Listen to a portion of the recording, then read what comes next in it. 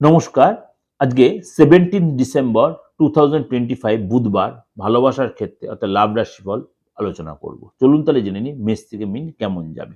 তার আগে বলে রাখি অবশ্যই আমি 2026 সাল কেমন যাবে বার্ষিক রাশিফল আমি দিগদর্শন চ্যানেলে দিয়েছি এবং বিয়ের ক্ষেত্রেও বা ম্যারেজ লাইফ বা কাদের কাদের বিয়ের যোগাযোগ আছে সেটাও আমি আলোচনা করেছি।